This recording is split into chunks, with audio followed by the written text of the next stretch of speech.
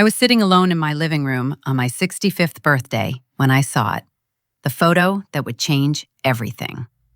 My name is Joan, and I'm about to tell you how I discovered my son had been lying to me for 3 years, how I'd given him nearly $100,000 based on manufactured emergencies and fake crises, and how a single Facebook post exposed it all. But I'm getting ahead of myself. Let me take you back to that moment. That exact moment when my entire world shattered. It was 7 p.m. on a Tuesday, my birthday. Not a single call from my son Jake or his wife Chloe, not even a text. I'd spent the day cleaning a house that didn't need cleaning, making excuses to myself. They're busy. They forgot. It's not a big deal. But it was a big deal. It was my 65th birthday, and my only child hadn't bothered to remember. I poured myself a glass of cheap wine, the only kind I could afford anymore, and opened Facebook. I don't know what I was looking for. Connection, maybe. Some proof that I still existed in someone's world. That's when I saw Chloe's post. The first photo showed them on a beach. Not just any beach. A pristine, white sand, crystal blue water beach that could only be the Maldives.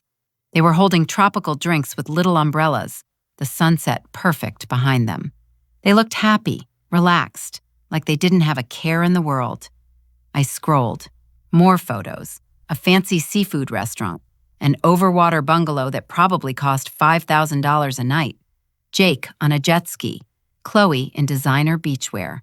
And then, the photo that stopped my heart. A close-up of Chloe's wrist. On it was a gold watch, the kind with diamonds around the face. The kind that costs more than most people's monthly salary. And underneath, her caption.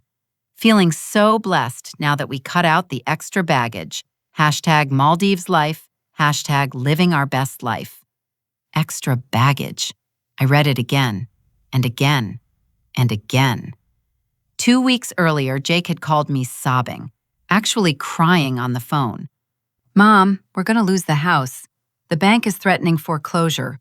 Please, Mom, we need $1,800 right now, or we're going to be homeless." I'd sent it immediately, wired it that same day, $1,800 from my rapidly shrinking savings account. And here they were, in the Maldives, wearing a gold watch that cost more than I'd spent on myself in the past year, calling me extra baggage. My hands started shaking.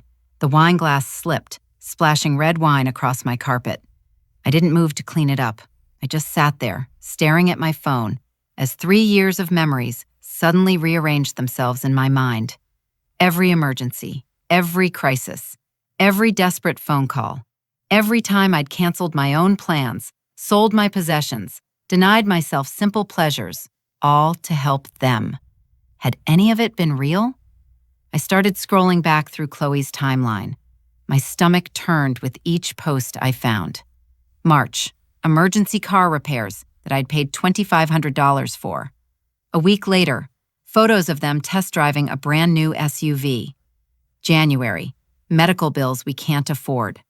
3 weeks later, pictures from a weekend ski trip in Aspen. Last October, the furnace broke and we're freezing. 2 weeks later, posts about their new smart home system with app-controlled everything. I'd given them nearly $95,000 over 3 years. My husband Tom's life insurance money, the savings he'd worked 30 years to build, the security he'd left me so I could travel, take painting classes, finally live the life we'd dreamed about together. And they'd spent it on vacations, designer clothes, and luxury items while telling me they were desperate, while telling me they needed help, while making me feel guilty if I hesitated even for a moment. I was 65 years old, sitting alone on my birthday, in a house I could barely afford, having given up every dream I'd ever had, for people who called me baggage. Something broke inside me that night. Not just my heart, that had been breaking for years. Something deeper, something fundamental. The next morning, I did something I'd never done in my entire life. I said no. But before I could say that no out loud, I needed to understand exactly what had happened to me. I needed to see the full picture. So I got out my laptop, opened a spreadsheet, and started adding up every single dollar I'd sent them. The number that appeared made me physically sick. $94,750. From the nearly $300,000 Tom had left me, I had $16,000 remaining. In 3 years, they'd taken almost everything, and they'd called me baggage. I sat at my kitchen table as the sun came up, staring at those numbers, and I made a decision. I was done being their ATM, done being their backup plan, done sacrificing everything for people who saw me as nothing more than a source of money. At 7 p.m. that evening, exactly when Jake usually called to ask for the monthly payment, my phone rang. I let it ring twice, took a deep breath, and answered. What I said next would change everything. "Mom, thank God, listen, we've got a situation." No hello, no how are you, just straight to the crisis, straight to the request. How had I never noticed this pattern before? "What situation?" My voice came out cold, harder than I'd ever spoken to him. "The car got towed, parking tickets we didn't know about. They want $800 to get it out of impound by tomorrow, or they'll charge storage fees. Can you transfer the money tonight?" $800. After the Maldives, after the gold watch, after 3 years of lies. No. Silence. Complete, shocked silence. "What?" Jake's voice was confused, like I'd spoken a foreign language. I said, "No, Jake." "Mom, you don't understand. We need this car. Chloe has to get to work." "No." "What do you mean, no? Mom, this is serious. It's only $800. You always help us with stuff like this." "Not anymore." I could hear him breathing on the other end, processing, recalibrating. Did I do something to upset you? Is this about your birthday? Because I'm sorry we forgot. We were traveling and it just... I saw the photos, Jake. My voice was ice. Pure ice. The Maldives, the fancy restaurants, the gold watch, all while you were telling me you couldn't make your mortgage payment. The silence this time was different, heavier, guilty. "So you've been stalking our social media?" His tone shifted, from confused to defensive to angry in seconds. "That's really mature, Mom. You posted it publicly. We deserved that trip. We work hard. We needed a break. With my money." "It's not like that." "It's exactly like that. You lied to me, Jake, for 3 years. Every emergency, every crisis, every sob story, all lies." "That's not fair." His voice was rising now. "We really did need help. You needed a down payment for the Maldives. That's what you needed my emergency mortgage money for." "Fine," he was shouting now. "Fine, I can see where this is going. How much do we owe you? I'll pay you back, every cent, with interest. Will that make you happy?" The words were right, but the tone was all wrong. Sarcastic, hostile. He didn't mean it for a second. "I don't want you to pay me back, Jake. I want you to stop lying. I want you to stop treating me like an ATM. I want..." My voice cracked. I steadied it. "I want my son back." Oh my God, here we go with the guilt trip. "Nobody forced you to help us, Mom. You offered." You're right. I took a deep breath. This was it. The moment I'd practiced all day. Nobody forced me. That's why I can stop. What? "I'm not giving you any more money, Jake. Not for the car, not for rent, not for emergencies, not for anything. Look for a new one. The bank is closed." I'd practiced that line 100 times. It came out perfect. "Are you serious right now?" His voice was climbing higher. "You're going to cut us off? After everything? After we've been counting on you?" "Counting on me? Jake, you didn't even call me on my birthday." "So this is about your birthday. I knew it. You're going to punish us over one stupid day?"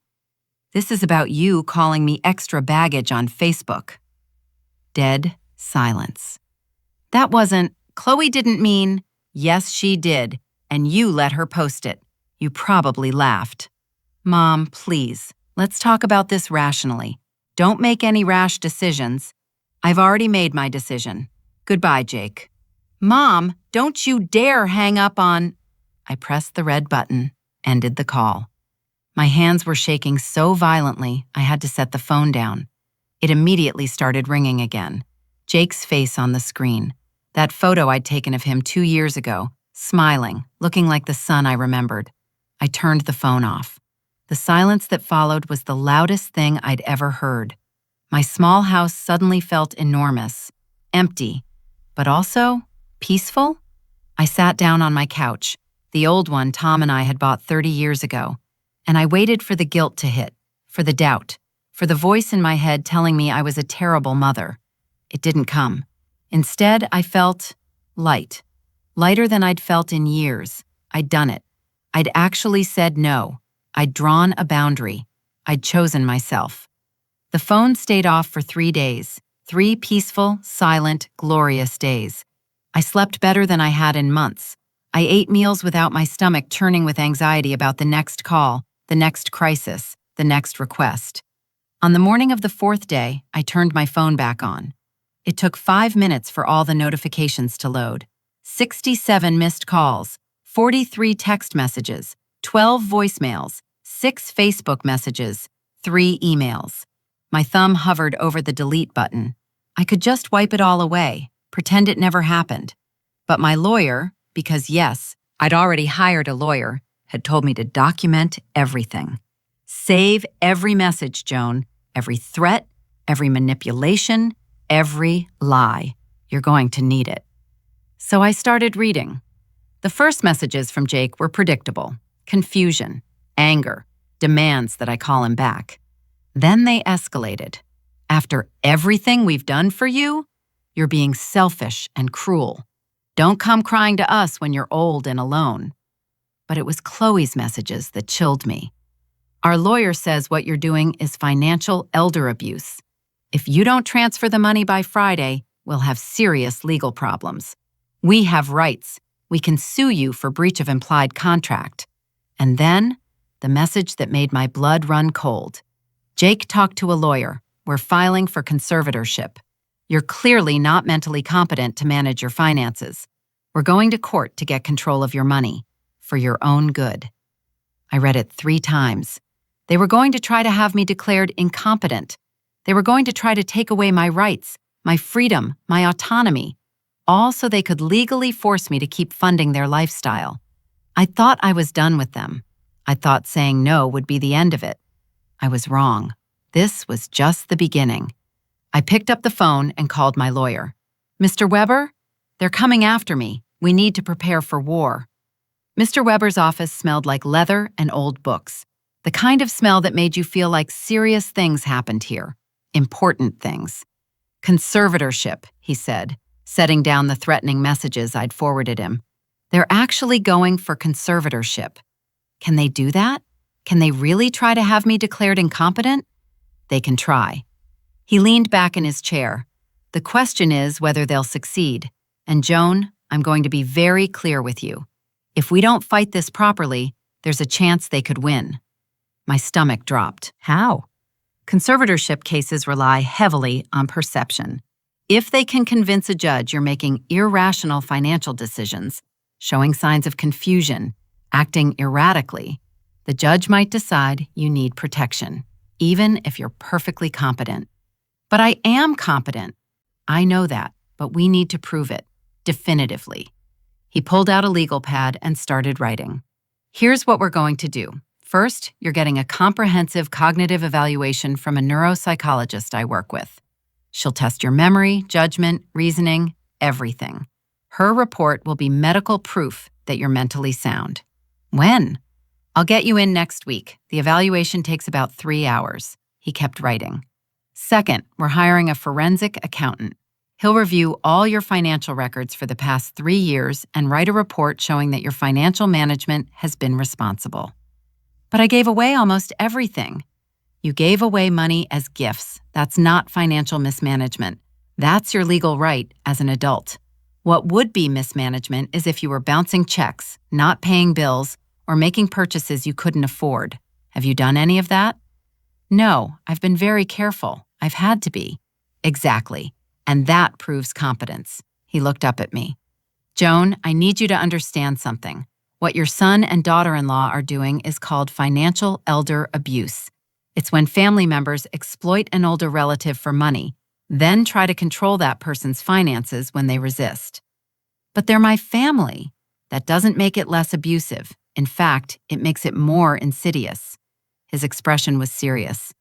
I've been practicing family law for 20 years. I've seen this pattern dozens of times. Adult children who view their parents as ATMs, who manufacture crises to extract money, who isolate their parents from other family members, who retaliate viciously when the money stops flowing. Is that really what happened to me? Yes, and now they're escalating. They're trying to formalize the abuse through the legal system. But here's the good news. They've overplayed their hand. How? Mr. Weber smiled grimly. Because they made specific, provable claims in their petition. They said you called them at 2 a.m. confused and disoriented. We'll get your phone records proving that never happened. They said your house was in disarray. We'll get photos showing it's clean and well-maintained. They said you've been making irrational financial decisions. We'll get expert testimony that your financial management has been sound. He pulled the petition toward him. They thought they could just throw accusations at the wall and something would stick. Instead, they've given us a roadmap for destroying their case. What do I need to do? Everything I tell you, exactly when I tell you to do it. The medical evaluation next week. Financial records. I need 3 years of bank statements, credit card statements, investment accounts, everything. I need copies of every text message, email, and voicemail they've sent you. I need documentation of every time they asked for money and what they claimed it was for. I have most of that. I kept a spreadsheet. You kept a spreadsheet? He looked impressed. That's actually perfect. That shows organizational capacity and clear thinking. Bring me everything. Over the next 2 weeks, I lived and breathed preparation. The cognitive evaluation was exhausting. 3 hours of memory tests, puzzles, questions, following complex instructions. But Dr. Knowles, the neuropsychologist, was kind. "You're doing great, Joan," she said during a break.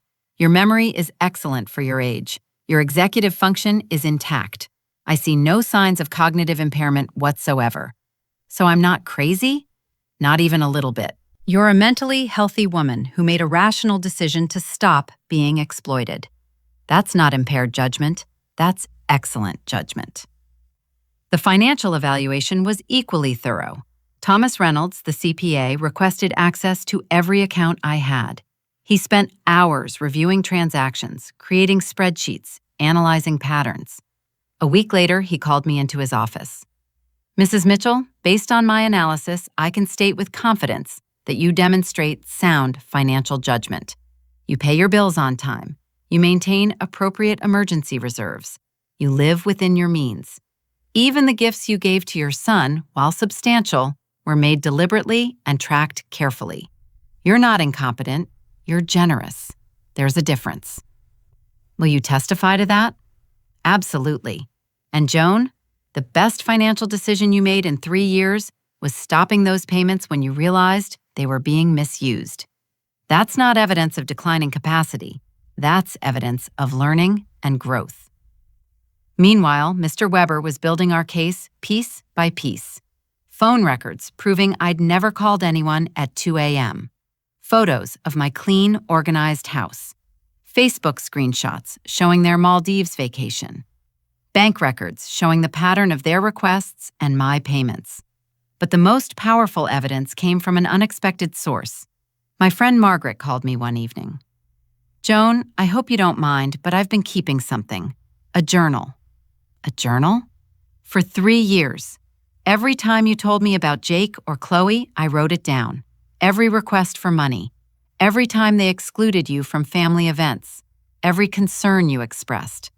I had a feeling this wasn't healthy, and I wanted a record." My eyes filled with tears. "You did that for me? You're my best friend. I was worried about you. And now?" Her voice hardened. "Now I want to help you fight back. I want to testify. I want to tell that judge exactly what they've done to you." "Margaret, don't argue with me, Joan. This is happening." With Margaret's journal, the medical evaluation, the financial analysis, phone records, and the contradictions in Jake and Chloe's own petition, Mr. Weber was confident. "They don't stand a chance," he said during our final preparation meeting. "But I need to warn you about something." "What?" "When we present this evidence, we're going to expose them publicly, in open court. They lied under oath. That's perjury. The judge might refer them for criminal prosecution. And Joan, this will probably destroy your relationship with Jake permanently." I thought about that, about the son who'd called me baggage, who'd lied for years, who was trying to have me declared incompetent. "That relationship was destroyed 3 years ago," I said quietly. I just didn't realize it yet. The hearing was set for 3 weeks away. 3 weeks to prepare. 3 weeks of anxiety and anticipation. 3 weeks until I would walk into that courtroom and fight for my freedom. I've been scared of many things in my life, but I'd never been scared like this. Because this wasn't just about money. This was about my autonomy, my dignity, my basic human rights. If I lost, Jake and Chloe would control every aspect of my life. Where I lived, what I spent, who I saw, everything. But I wasn't going to lose. Not this time. Not ever again. The courthouse was cold. That's what I remember most. The air conditioning was cranked up too high, and I couldn't stop shivering as we waited in the hallway outside courtroom 3B. Mr. Weber sat beside me, calm and professional in his navy suit. Margaret held my hand, squeezing it periodically. Across the hall, Jake and Chloe sat with their lawyer, a man named Richard Goss, who looked exactly like what he was. A bottom-tier attorney taking a case on contingency, hoping for a payday. Jake hadn't looked at me once. Not when we'd arrived, not during the 40-minute wait. He just stared at his phone, occasionally showing something to Chloe and whispering. Did he feel guilty? Nervous? Or did he genuinely believe I was incompetent? At 9 a.m. sharp, the bailiff opened the doors. "Mitchell conservatorship case, all parties inside." The courtroom was smaller than I expected. Wood paneling, fluorescent lights, an American flag in the corner. Judge Teresa Brennan was already at the bench, a woman in her 50s with steel gray hair and an expression that suggested she'd seen everything and wasn't impressed by any of it. We took our seats, them on one side, us on the other. Like a divorce, except it was my freedom on the line, not my marriage. Judge Brennan looked up from her papers. "This is a hearing on a petition for conservatorship filed by Jake Mitchell and Chloe Mitchell against Joan Mitchell. I've reviewed the petition and supporting documents. Mr. Goss, you represent the petitioners?" "Yes, Your Honor." "Mr. Weber, you represent Mrs. Mitchell?" "Yes, Your Honor." "Let's proceed. Mr. Goss, make your case." Richard Goss stood up, smoothing his tie with the air of someone trying to look more confident than he felt. "Your Honor, this is a tragic situation. My clients are deeply concerned about Mrs. Mitchell's declining mental capacity. They've observed significant changes, confusion, paranoia, erratic financial decisions that suggest early-stage dementia." "Do you have medical evidence?" Judge Brennan interrupted. Her voice was crisp, no nonsense. "We have sworn statements from family members who've observed—" "Family members who are medical professionals?" "No, Your Honor, but their observations are consistent with, in your professional medical opinion?" The sarcasm was subtle but present. "I'm not a doctor, Your Honor." "Then don't diagnose dementia in my courtroom. Call your first witness." Goss called Jake to the stand. My son walked to the witness box, was sworn in, and sat down. He still wasn't looking at me. "Mr. Mitchell, please describe the changes you've observed in your mother." Jake cleared his throat. "She's not herself anymore. She used to be loving and generous, always willing to help family. But lately she's become paranoid, suspicious. She thinks people are trying to take advantage of her. She's cut off all communication with us. She's made wild accusations about things that never happened." "What kind of accusations?" "She claimed we were lying about needing money, but we had real emergencies, real needs. She helped us because she wanted to, and now she's acting like we manipulated her or something." Judge Brennan leaned forward. "Did you ask her for money?" "Yes, but how often?" "I don't know exactly. When we needed help. Once a month? Once a week?" Maybe once a month, sometimes more if there was an emergency. And these were loans or gifts? Gifts. She never asked us to pay it back. So she voluntarily gave you money multiple times over several years, and then she stopped. And you think this is evidence of dementia? Jake hesitated. It's not just that. It's how suddenly she changed. How unreasonable. Mr. Weber, your witness. Mr. Weber stood. He looked relaxed, almost casual. But I'd learned that was when he was most dangerous. Mr. Mitchell, in your petition, you state your mother called you at 2 a.m. multiple times, confused and disoriented. Is that correct? My wife said, not your wife. Did you personally receive calls from your mother at 2 a.m.? No, but Chloe said, so you have no personal knowledge of these calls? No, but I believe. Thank you. Now, in March of this year, you told your mother you needed $1,800 for an emergency mortgage payment, correct? Yes. And 3 weeks later, you posted photos from a vacation in the Maldives, correct? Jake's face flushed red. That was different.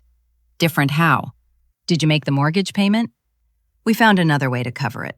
So you didn't need the $1,800 after all. We needed it at the time, but then you decided you could use it for a vacation instead? We were stressed. We needed a break. On your mother's dime. Thank you. No further questions. Jake looked shaken as he left the stand. Chloe was called next. She testified about my supposed confusion, my personality changes, my concerning behavior. She was more polished than Jake, more rehearsed, but Mr. Weber was ready. Mrs. Mitchell, in your affidavit, you state you visited Joan in March and found her house in disarray. You also stated she seemed confused about what day it was. Is that correct? Yes. I'm going to show you Exhibit D. He held up a printed photo. This is a photograph of Mrs. Joan Mitchell's living room, taken on March 15th and posted to Facebook Marketplace. Does this look like a house in disarray? Chloe stared at the photo. It showed my clean, organized living room, dated, time-stamped. Maybe it was a different visit. Your affidavit specifically states March 15th. Were you lying then, or are you lying now? I'm not lying. Maybe I got confused about the date. So you're confused about dates, but you want this court to believe Joan is the one with memory problems? The courtroom went silent. Even Judge Brennan looked interested now. Let me ask you another question, Mr. Weber continued. You testified that Joan called you at 2 a.m. multiple times, confused and disoriented. I'm now showing you Exhibit E, Joan's complete phone records for the past 6 months. He handed copies to Chloe and the judge. Can you point to a single call made between midnight and 6 a.m.?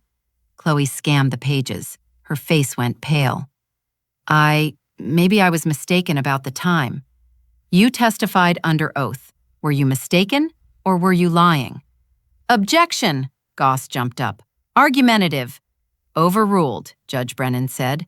Answer the question, Mrs. Mitchell. I must have been mistaken, Chloe whispered. About multiple phone calls?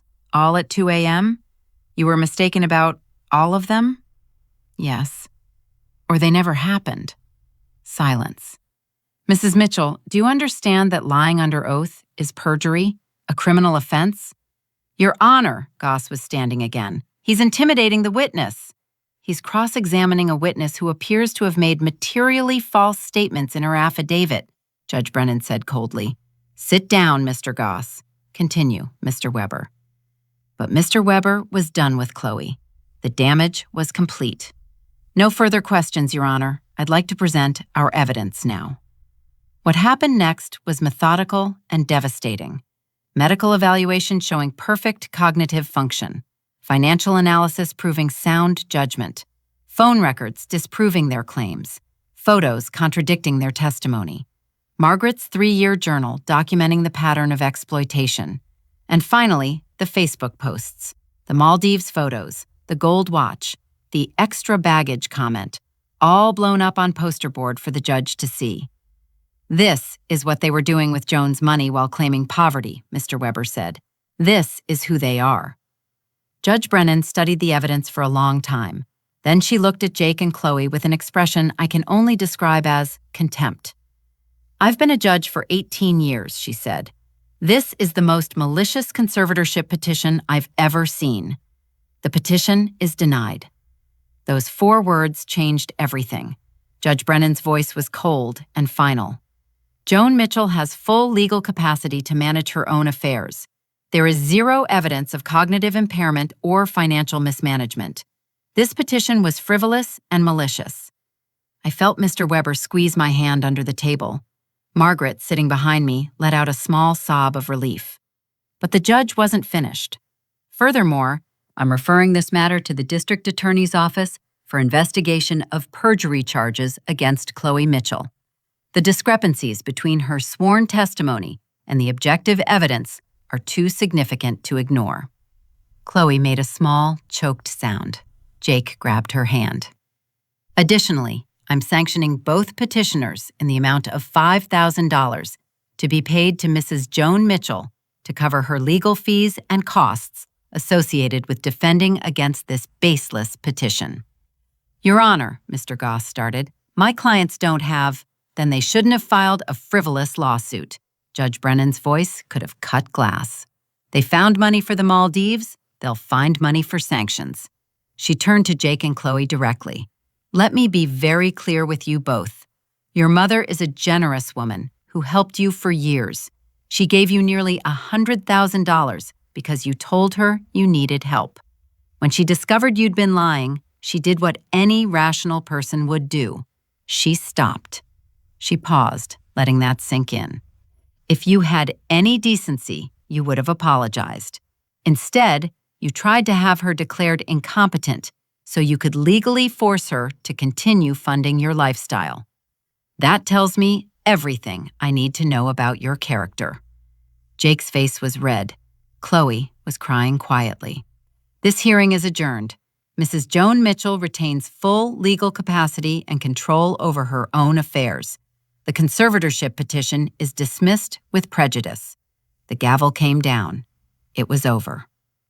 Jake and Chloe rushed out of the courtroom without looking back. Mr. Goss followed, already on his phone. Margaret wrapped me in a hug. "You did it," she whispered. "You're free." I was free. We walked out of the courthouse into bright Ohio sunshine. The world looked different somehow, sharper, more vivid. "What happens now?" I asked Mr. Weber. "Now? Now you live your life. They can't touch you. The court has ruled. If they try to contact you, harass you, or make any further legal moves, they'll be in contempt. You're protected." "And the perjury investigation? That's up to the DA. But with the evidence we presented, Chloe could face charges. At minimum, this case is on record. If they ever try anything like this again with anyone else, there's a paper trail." He smiled. "Go celebrate, Joan. You've earned it." That night, Margaret took me to dinner at a nice restaurant, the kind I hadn't been to in years because I couldn't afford it. We ordered wine, real wine, not the cheap stuff. "To freedom," Margaret raised her glass.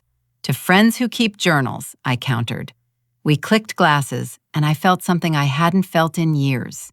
Joy. Pure, uncomplicated joy. "What are you going to do now?" Margaret asked. "I don't know. I've spent 3 years focused on Jake, worrying about him, trying to help him. Now that that's over, I'm not sure who I am anymore." Margaret pulled out a brochure from her purse. "Remember how you always talked about wanting to take painting classes? It was for an adult education art retreat in Arizona.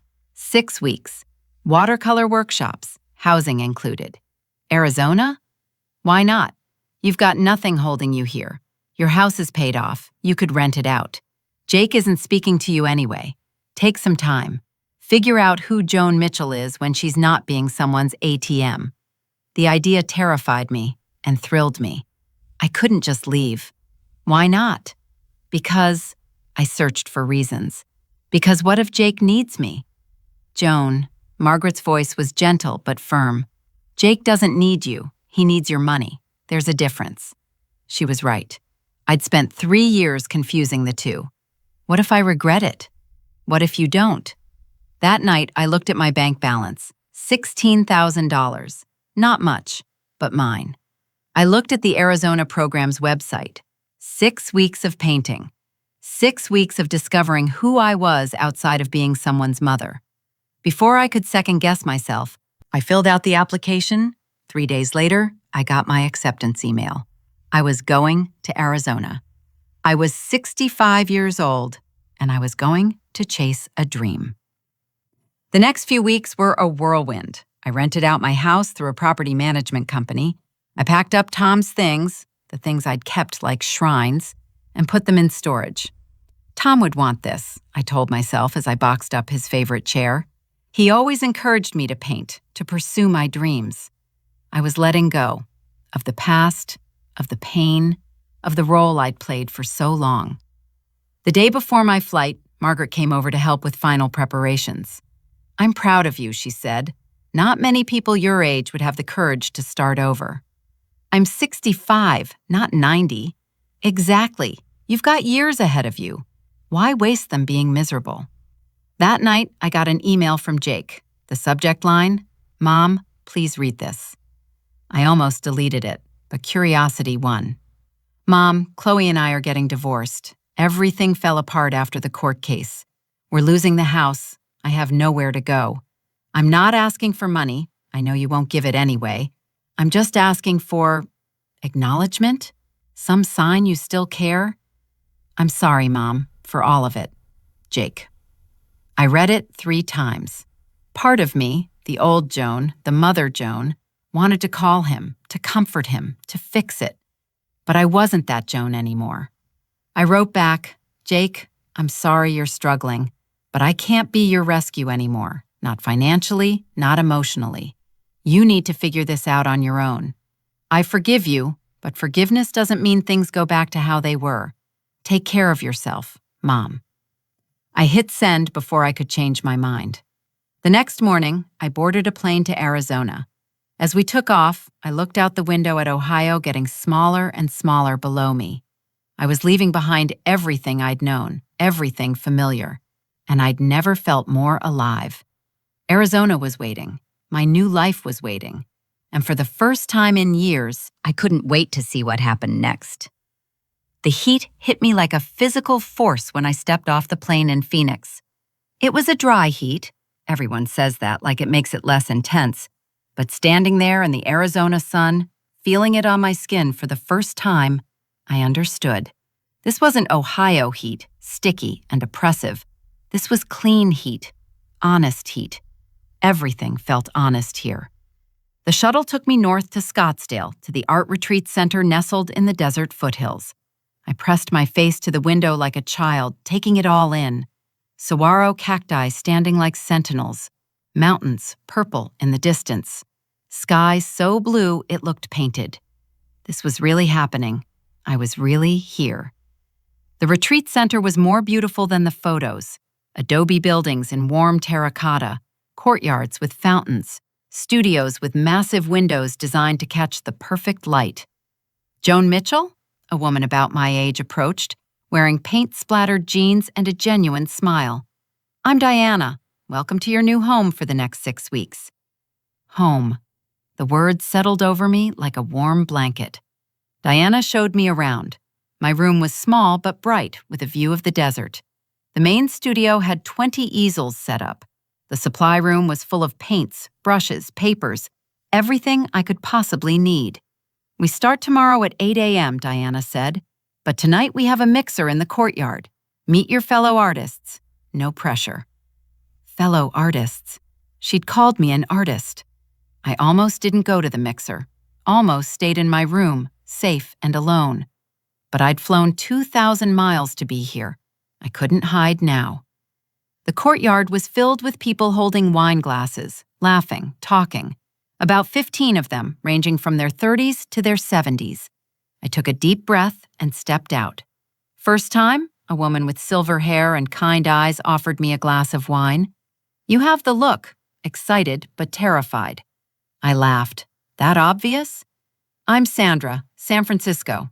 Retired veterinarian, spent 40 years fixing dogs, always wanted to paint." Joan, Ohio, retired teacher, spent 40 years grading papers, always wanted to paint. We clicked glasses, and I felt the anxiety ease. Over the next hour, I met them all. Robert, a widower from Seattle pursuing art after his wife's death. Maria, a grandmother from Texas who'd raised 6 kids and was finally doing something just for me. David, a divorced banker from New York, trying to find peace through creativity. Everyone had a story. Everyone had sacrificed something. Everyone was here trying to reclaim a piece of themselves. No one asked me for money. No one needed anything from me, except maybe to pass the cheese. It was glorious. That night, I couldn't sleep, not from anxiety, but from excitement.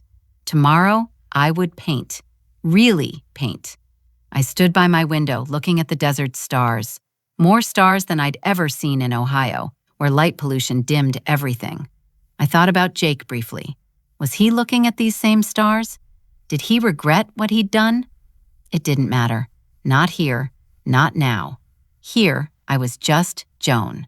And tomorrow, I would discover what Joan could create. The first class was transformative. Diana started by having us introduce ourselves and share what we hoped to gain. When it was my turn, I surprised myself.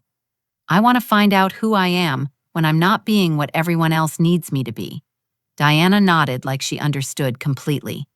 That's what art does. It strips away all the roles and reveals who you really are. We started with basics: color mixing, water control, brush techniques, things I'd learned decades ago but forgotten. But Diana taught them differently. Don't aim for perfection, she said. Aim for honesty. Your painting should tell the truth about how you see the world. How I saw the world. I'd never thought about that. We practiced all morning. By lunch, my back hurt, my fingers ached, and I had paint in my hair. I was happier than I'd been in years. You're good at this, Sandra said, sitting next to me at lunch. I'm really not. No, I mean it. You have a natural eye for color. Your work is beautiful. I looked at my morning's practice, a simple landscape. But Sandra was right. The colors were beautiful, rich and warm and alive. That afternoon, Diana gave us an assignment. Paint something that represents your journey here, what you're leaving behind, what you're moving toward. I stared at my blank paper for a long time.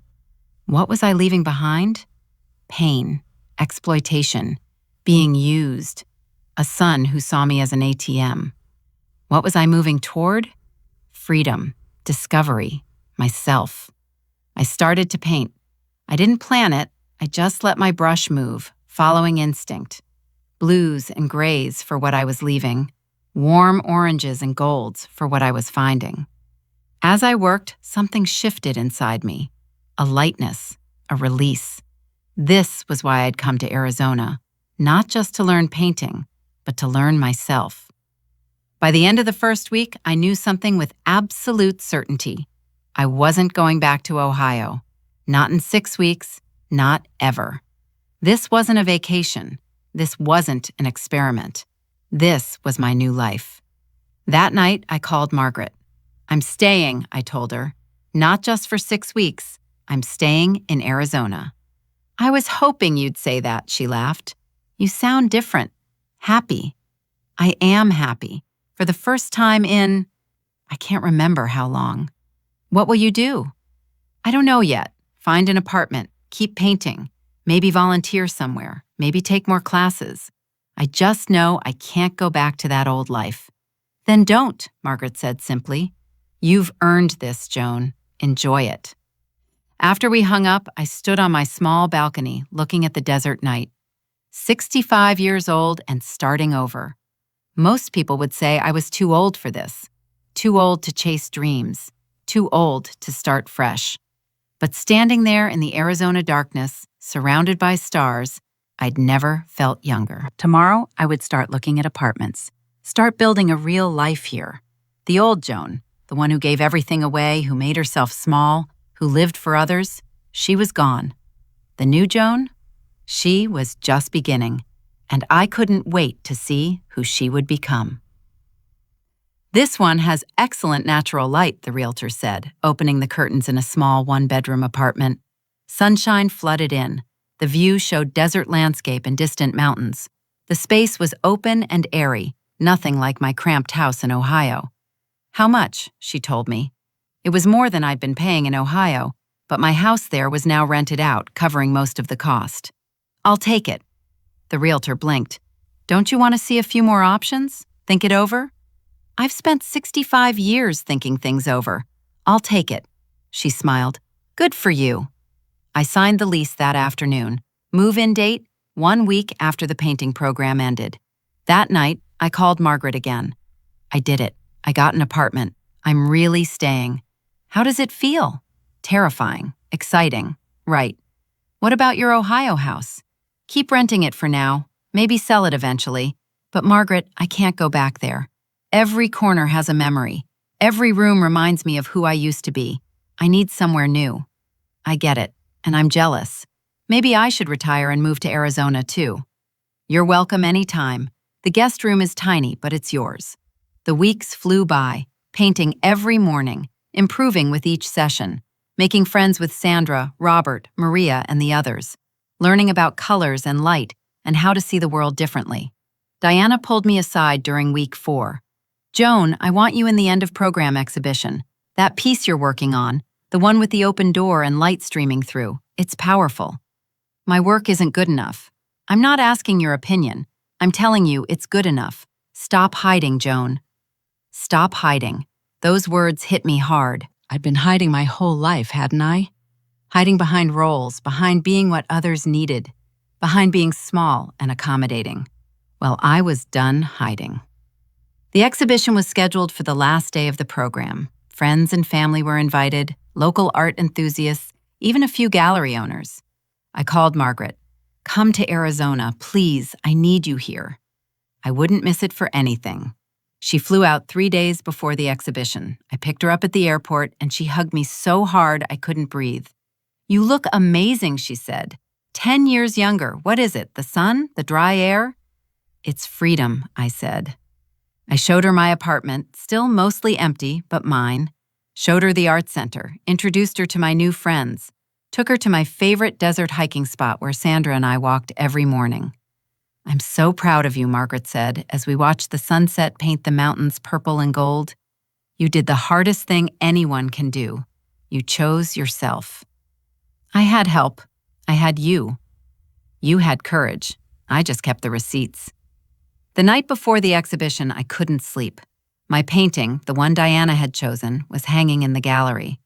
Tomorrow, people would see it, would judge me.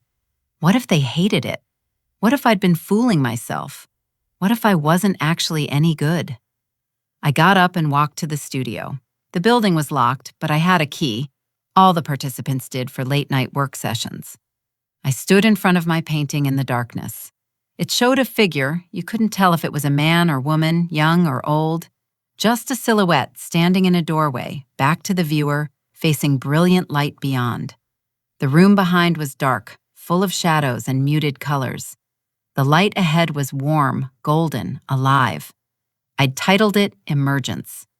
Looking at it now, I saw my whole journey, the darkness of those years with Jake and Chloe, the moment I chose to step through that door, the light waiting on the other side. "It's beautiful." I jumped. Diana was there, materializing out of the shadows. "Sorry, didn't mean to startle you. I couldn't sleep either. Opening night jitters." "I'm terrified," I admitted. "Good. That means it matters to you." She stood beside me, looking at the painting. "You know what I love about this piece? It's not about the destination. It's about the choice. The moment of deciding to walk toward the light. That's the bravest moment." Was it brave? Or was I just finally tired of being used? Both, and there's no shame in that. Sometimes we need to get tired enough to change. The important thing is, you actually did change. Most people stay in that dark room their whole lives, too scared to step through the door. "What if I fail?" I asked. "What if Arizona doesn't work out? What if I run out of money? What if it all works out perfectly?" Diana interrupted. "What if you have 20 amazing years ahead of you? What if this is just the beginning?" I'd never considered that possibility. I'd been so focused on all the ways it could go wrong. "Try to get some sleep," Diana said. Tomorrow's a big day. The exhibition opened at 2 p.m. By 1:45, I was pacing in the courtyard, palms sweating. Margaret found me. Breathe, Joan. It's going to be wonderful. What if no one comes? Then we'll drink all the wine ourselves. But people did come. Lots of people. Friends and family of the other artists, local residents, art enthusiasts, even a few people from a nearby gallery. They moved through the exhibition, stopping at each piece, discussing, appreciating. And when they got to mine, I watched from across the room as person after person stopped at Emergence, stood there, studied it, some for just a moment, others for several minutes. An older gentleman stood in front of it for a long time. Finally, he approached me. Diana must have pointed me out. "You're the artist?" "Yes." "It's extraordinary, the emotion in it. I can feel the weight of that dark room and the pull of that light. It's about transformation, isn't it?" "It's about choosing yourself," I said. He smiled. "I'm Robert Chen. I own a gallery in Scottsdale. I'd love to talk to you about showing more of your work." I stared at him. "I've only been painting seriously for 6 weeks." "Doesn't matter. Talent matters. Voice matters. You have both." He handed me his card. "Call me when you're ready." After he walked away, I just stood there, holding his card, unable to process what had just happened. A gallery owner wanted to show my work. My work. Margaret appeared beside me, grinning. "Did that just happen?" "I think so." "Joan Mitchell, artist. It has a nice ring to it." That night, after the exhibition ended and everyone had left, I sat in the courtyard with Sandra, Maria, Robert, and the others. We drank wine and talked about our 6 weeks together. "What's next for everyone?" Maria asked. Robert was going back to Seattle, but planned to return for another session. Maria was going home to her grandkids, but committed to painting every day. David was staying in Arizona too. He'd found an apartment near mine. "What about you, Joan?" Sandra asked. "I'm staying. I have an apartment. I pulled out the gallery owner's card. "Apparently, I have a meeting with a gallery owner." They cheered. Actual cheers, like I'd accomplished something remarkable. Maybe I had. That night, alone in my room, I sent an email to the property management company in Ohio. "Please sell the house. I'm not coming back." It was time to let go completely. The house, the memories, the old Joan. I was building something new now, something mine, and I couldn't wait to see what I would build next. My apartment was slowly coming together. A couch from a thrift store, a table and chairs, a proper easel by the window where the light was perfect. I'd never lived alone like this. I'd gone from my parents' house to college dorms to marriage. There had always been someone else to consider, someone else's needs to prioritize. Now, it was just me. And I was learning that I actually liked my own company. The meeting with Robert Chen was scheduled for a Thursday morning. I'd been nervous for days, changing my outfit 3 times, rehearsing what to say. His gallery was beautiful, white walls, high ceilings, professionally lit. My emergence painting would look at home here. "Joan, thank you for coming," Robert greeted me warmly.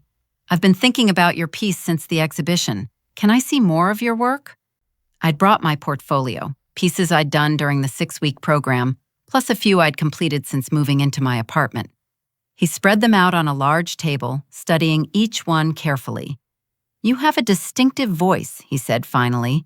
"There's honesty in your work, emotional truth. That's rare. I've only been painting for a few months. The best art comes from lived experience, not technical training. You can teach technique. You can't teach feeling." He pointed to a painting I'd done of the desert at sunrise. "This speaks to transformation, new beginnings, light after darkness. Is that your story?" "Yes." "Then that's what we'll showcase," he smiled. "I'd like to offer you a show. Not right away, you need to build more inventory. But in 6 months, a solo exhibition here at the gallery." I couldn't speak. A solo exhibition. My work on these walls. "I can't pay you," I finally managed. "I don't have money for—" "You don't pay me, I pay you." "Well, technically we split sales proceeds, but any painting that sells, you get 60%. That's my standard artist agreement. People would pay for my paintings? Joan, you need to understand something. You're not a hobbyist anymore. You're an artist. Your work has value.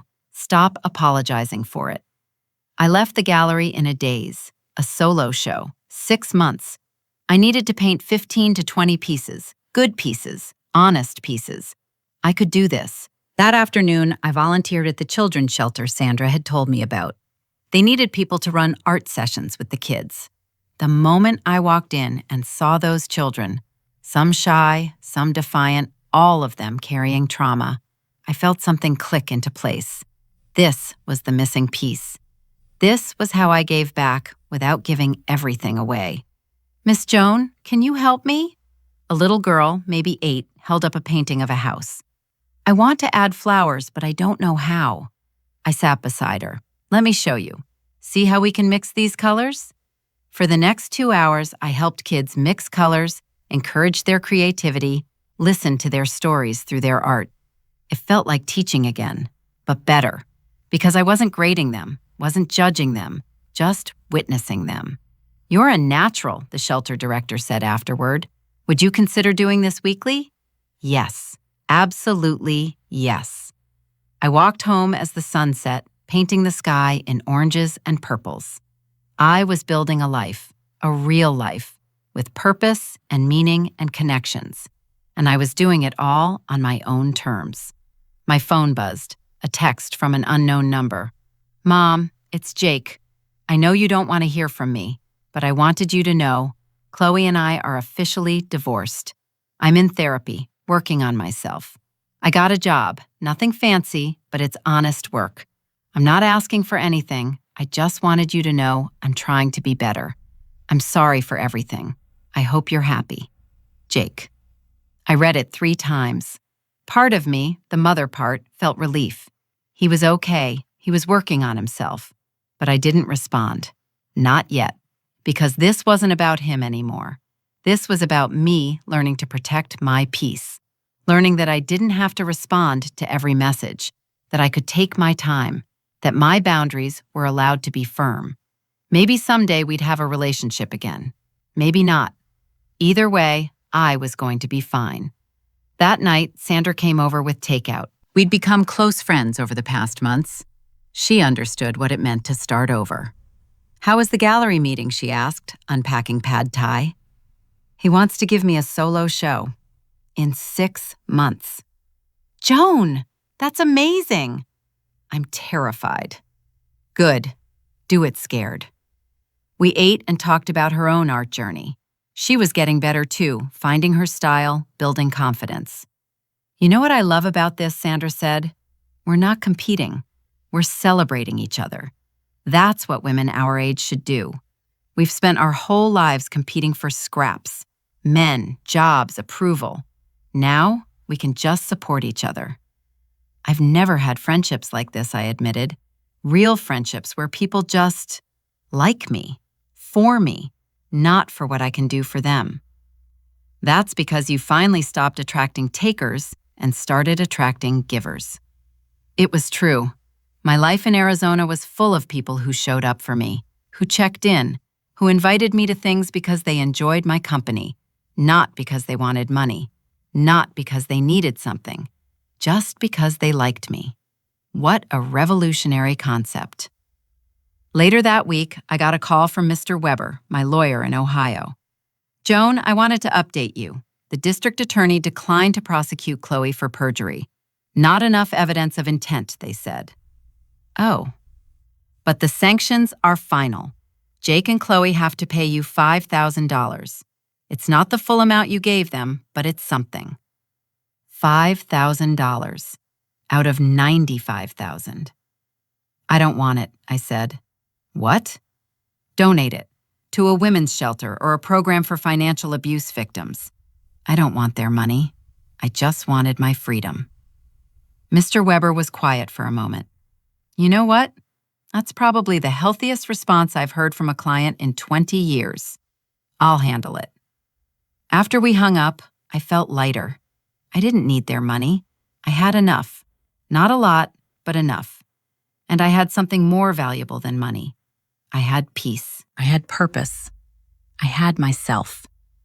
That night, I painted until midnight, a new piece for the exhibition. I called it Rebirth. It showed a woman, clearly me this time, standing in the desert at sunrise, arms spread wide, face turned toward the light. It was honest. It was real. It was who I was becoming. And I was proud of it. For the first time in my life, I was truly proud of myself. Not for what I'd given others, not for how well I'd sacrificed, but for how well I'd finally learned to choose me. And that made all the difference. The gallery opening was in 3 days, and I was simultaneously exhilarated and terrified. 18 paintings hung on Robert Chen's pristine white walls. 18 pieces of my soul on display for the world to see and judge. "Stop fussing," Sandra said, adjusting a frame that was already perfectly level. "They're beautiful. You're beautiful. This is going to be incredible." Margaret had flown in again, this time with 3 of my old teaching friends from Ohio. They were staying at a hotel nearby, making it a girls' trip. "I can't believe this is your life now," Linda said, one of my teacher friends. She stood in front of my painting, Breaking Free, a bird escaping a cage.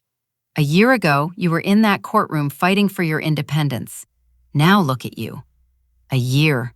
Had it really only been a year? It felt like a lifetime, like I'd lived an entire other existence before this one. The gallery opening was scheduled for Friday evening at 7 p.m. Robert had sent out invitations to his entire mailing list. Local art critics were coming, the press, collectors.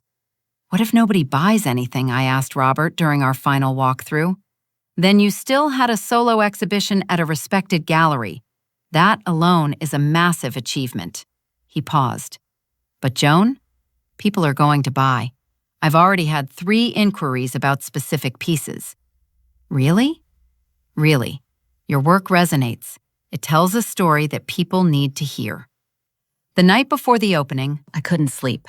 I got up and drove to the gallery. Robert had given me a key. I stood in the darkness looking at my paintings illuminated by security lights. Each one told part of my journey. Emergence from the retreat program. Breaking free from my first month of freedom. Desert morning from those sunrise walks with Sandra. Rebirth, showing my transformation. And the centerpiece, the largest painting I'd ever done, titled The Price of Love. It showed 2 hands, one open, giving, one closed, taking.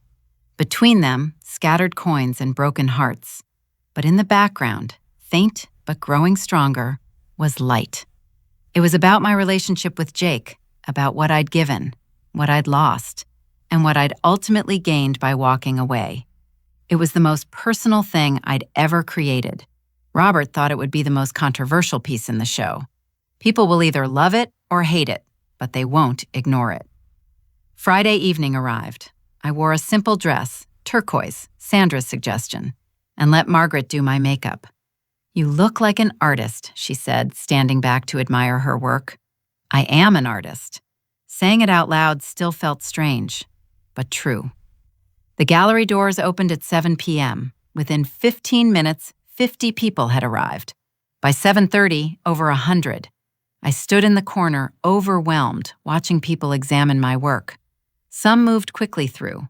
Others stood for long minutes, studying, absorbing.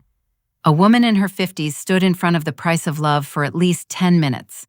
Finally, she approached me. Robert must have pointed me out. "Did you paint this?" "Yes." "It's my life." Her eyes were wet. "My daughter, she's been asking for money for years. I've been giving it because I thought that's what mothers do. But I'm drowning, and she called me manipulative when I said I couldn't help anymore." "I'm sorry," I said. "Don't be. This painting, it gave me permission to say no, to choose myself." She paused. "Is it for sale?" "Yes." "I'm buying it. I want to hang it in my house. A reminder that I'm allowed to have boundaries." She bought it for $5,000. More money than I'd ever imagined someone paying for my art. But it wasn't about the money. It was about connection. About my pain helping someone else heal. By the end of the night, 12 of my 18 paintings had sold. 12. Robert was grinning from ear to ear. Joan, do you know what this means? You're a successful artist. People want your work. You need to paint more. I was in shock, numb with disbelief and joy. Margaret found me in the chaos. I'm so proud of you. Look what you built from nothing, from rock bottom. You rebuilt your entire life. I couldn't have done it without you. Yes, you could have, but I'm glad I got to be part of it. The after party went late. Friends, buyers, art enthusiasts, all wanting to talk about the work, about my journey, about my plans. I told them the truth. A year ago, I was being financially abused by my own son. I was sitting alone on my birthday, having given away everything, feeling worthless. Today, I'm standing in a gallery showing my art. Life can change. It really can. People resonated with that honesty. Several women shared their own stories of family exploitation, of learning to set boundaries, of choosing themselves. It wasn't just an art opening. It was a community forming around shared experience. As the evening wound down, I checked my phone. One new message from Jake. Mom, I saw the article about your gallery opening. I'm proud of you. I know I don't have the right to be. I know I don't have the right to contact you. But I wanted you to know. You deserve this success. You deserve to be happy. I'm sorry I tried to take that from you. Jake. I read it several times. A year ago, this message would have cracked me open, would have made me want to fix things, to reach out, to rebuild. Now, I felt neutral. Not angry, not eager, just neutral. Maybe someday we'd have a conversation. Maybe someday there would be space for forgiveness and rebuilding. But not today. Today was mine. I put the phone away and rejoined the celebration. Robert was already talking about my next show. Give me 6 more months and another 15 paintings. We'll do a follow-up exhibition. Continue your story. 6 months, 15 paintings, a future as an artist. I said yes without hesitation, because this was my life now, creating, connecting, helping others through my art, and it was more than I'd ever dreamed possible. That night, back in my apartment, I stood by the window looking at the desert stars, the same stars I'd looked at that first night in Arizona. But everything was different now. I was different, stronger, clearer, more myself than I'd ever been. The price of love, I'd learned, isn't what you give away. It's knowing when to stop giving. It's understanding your worth. It's choosing yourself even when it's hard, especially when it's hard. And sometimes the greatest love you can show is refusing to let someone destroy you in the name of family. I'd paid a heavy price to learn that lesson. $95,000 and 3 years of my life.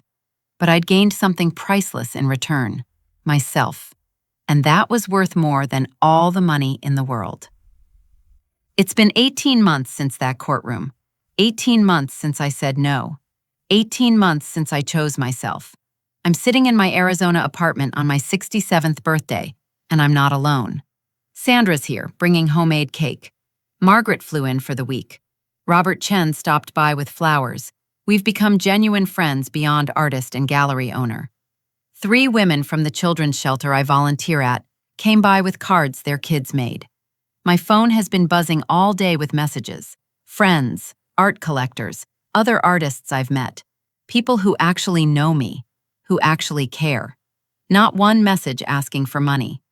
The contrast to that 65th birthday couldn't be more stark. Speech, Sandra calls out, raising her wine glass. Tell us about your year. Where do I even begin?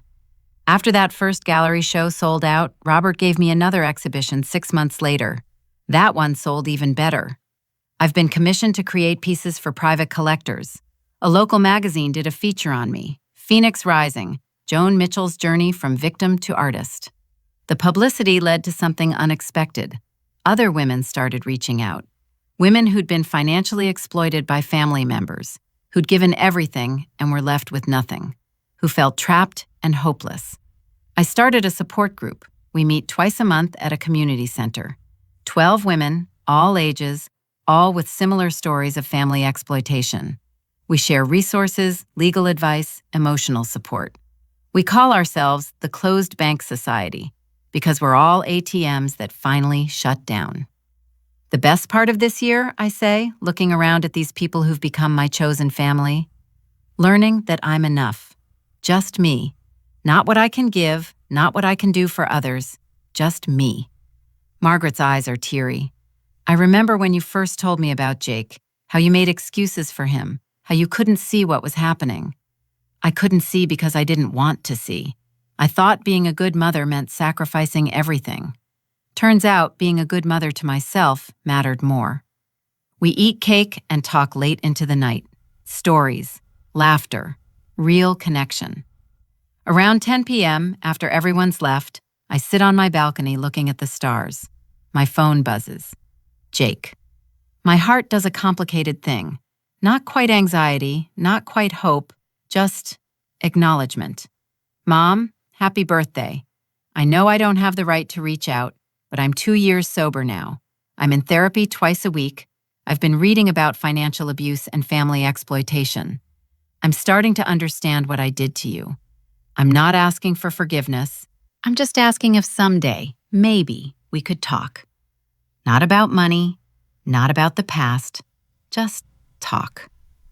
But only if you want to. Only if you're ready. I hope you had a beautiful day. Jake.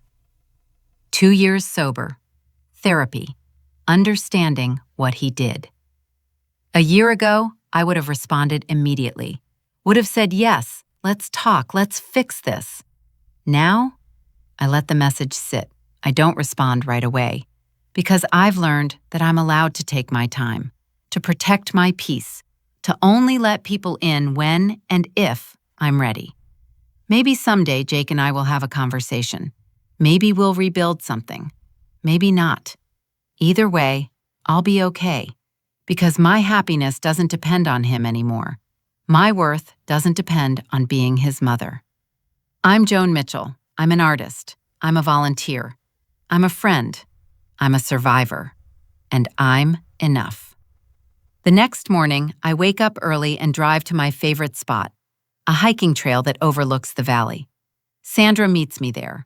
We've been doing sunrise hikes together for over a year now. Did you respond to Jake? She asks as we climb. Not yet. Maybe later. Maybe never. I'm not sure. How does that feel? Okay.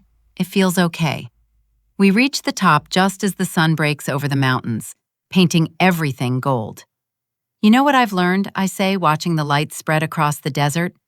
That scene from the Bible where Jacob wrestles with the angel and gets blessed?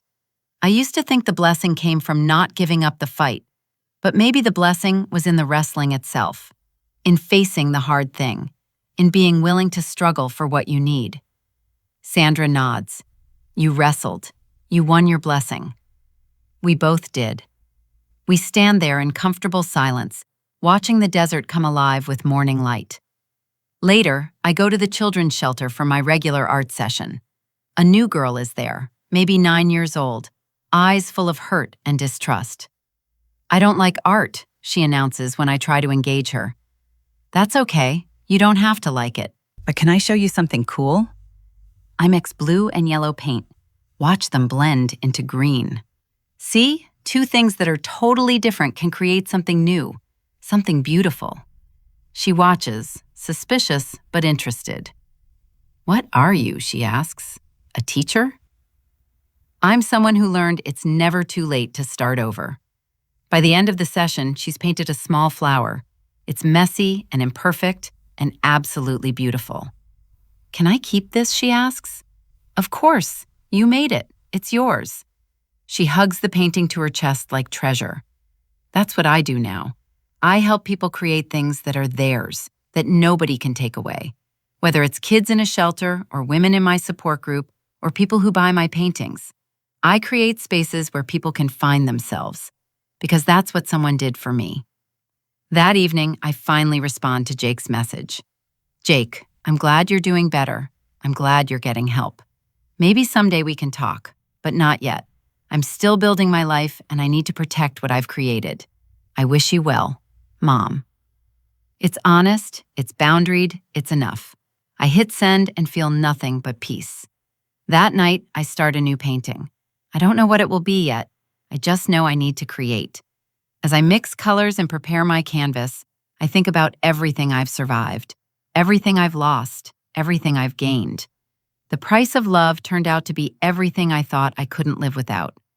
But on the other side of that loss, I found something I didn't know I needed: myself. And that, it turns out, is worth more than $95,000. More than family approval, more than being needed by someone who only wants what I can give. I'm 67 years old. I'm an artist. I'm free. And I'm just getting started. To anyone listening who's in that dark room, staring at the door, afraid to step toward the light, I promise you, it's worth it. The fear is worth it. The loss is worth it. The uncertainty is worth it. Because you're worth it. That's the real price of love. Not what you give away, but what you finally learn to keep for yourself. Your worth, your dignity, your life. Keep it. Protect it. Honor it. You deserve that much. You deserve everything.